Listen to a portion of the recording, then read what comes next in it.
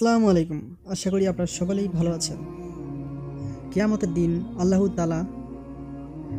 তাআলা তার বান্দাদের ৫টি প্রশ্ন করবেন, যেগুলোর উত্তর না দিয়ে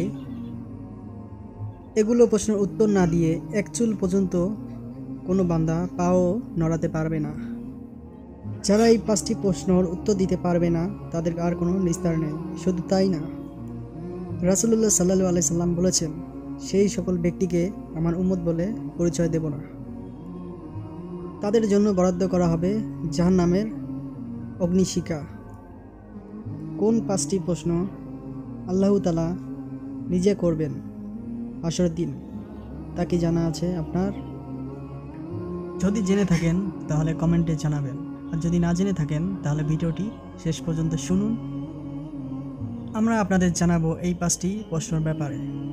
যারা এই ৫টি প্রশ্ন বিশ্বাস করেন তারা অবশ্যই কমেন্টে আলহামদুলিল্লাহ লিখবেন। যারা বিশ্বাস করেন না তারা কোনো মুসলিমের কাতারে পড়ে না, তারা পড়ে ইহুদির কাতারে। প্রিয় ভাই ও বোনেরা, ভিডিওটি অবশ্যই শেয়ার করে দিবেন। আপনার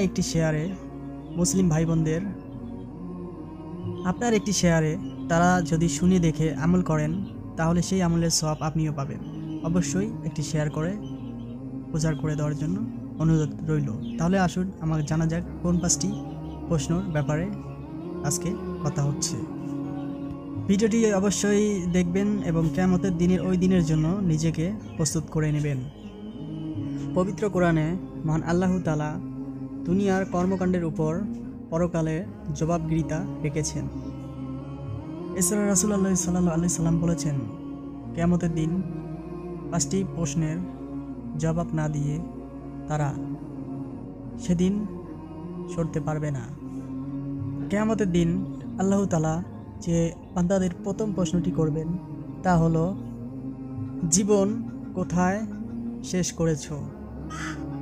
আল্লাহ তাআলা আমাদের একটি দুনিয়াতে জীবন দান করেছেন, যার জন্য আল্লাহ তাআলার উপর আমরা অনকৃতজ্ঞ। তাই আল্লাহ তাআলা এই জিজ্ঞাসা করবেন যে, পৃথিবীতে তোমাকে যে আমি পাঠিয়েছি, তুমি আমার জন্য কি করেছো? তোমাকে কি জন্য পৃথিবীতে পাঠিয়েছিলাম? তখন এই প্রশ্নের উত্তর দিতে না পারলে যারা নেককার বান্দা তারা অবশ্যই প্রশ্নের উত্তর দিয়ে দেবে, আর যারা পারবে না তারা পৃথিবীতে পাপ অনাচারে লিপ্ত ছিল। তো ভিউয়ার্স, আশা করি এই পর্যন্তই আজকে থাকবে। আমাদের চ্যানেলটি সাবস্ক্রাইব করে পরের ভিডিও বা পরের পর্ব দেখতে সঙ্গে থাকবেন। আল্লাহ হাফেজ।